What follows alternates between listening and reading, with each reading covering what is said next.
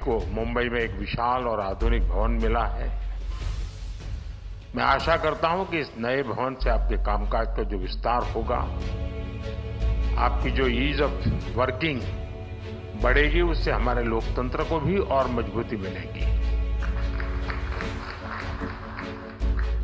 Indian newspaper society तो आजादी के पहले से अस्तित्व में आने वाली संस्थाओं में से एक है और इसलिए आप सबने देश की यात्रा के हर उतार चढ़ाव को भी बहुत बारीकी से देखा है, उसे जिया भी है और जन सामान्य को बताया भी है।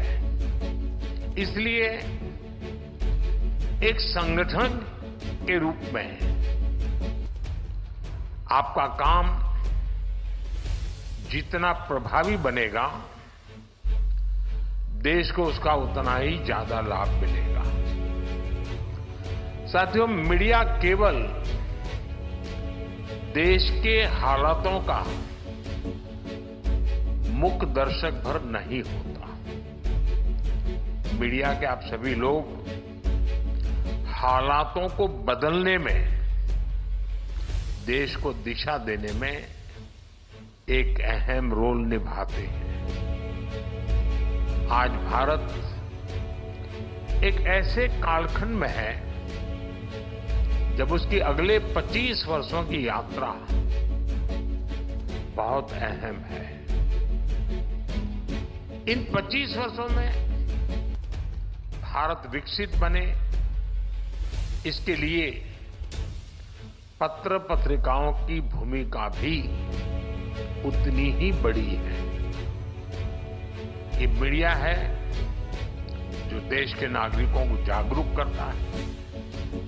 ये मीडिया है जो देश के नागरिकों को उनके अधिकार याद दिलाता रहता है और यही मीडिया है जो देश के लोगों को ये एहसास दिलाता है कि उनका सामर्थ्य क्या है।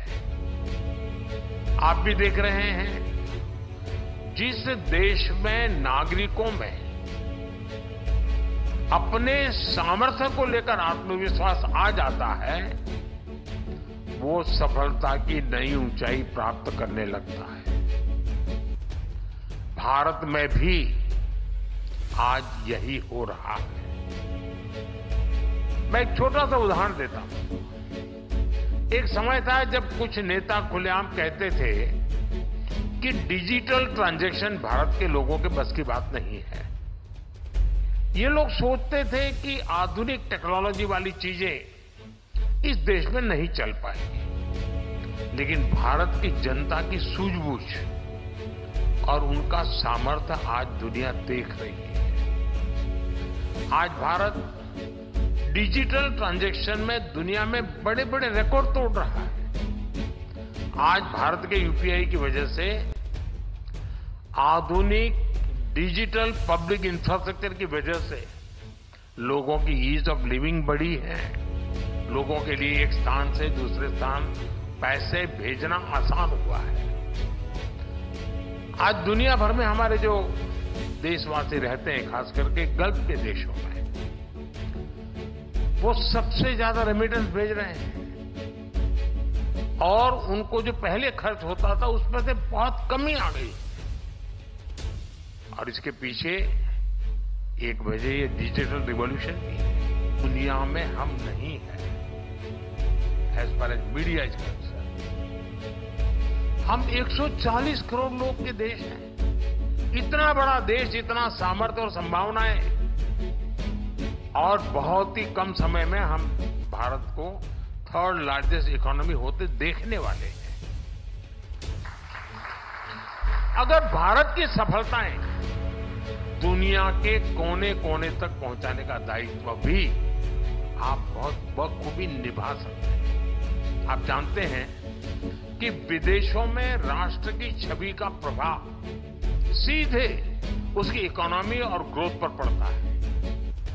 आज आप देखिए, विदेशों में भारतीय मूल के लोगों का कद बढ़ा है, विश्वसनीयता बढ़ी है, सम्मान बढ़ा है, क्योंकि विश्व में भारत की साख बढ़ी है। भारत भी वैश्विक प्रगति में कहीं ज्यादा योगदान दे पा रहा है। हमारा मीडिया इस दृष्टिकोण से जितना काम करेगा, देश को उतना ही फायदा होगा। और इसलिए मैं तो चाहूंगा कि जितनी भी यूएन लैंग्वेजेज है,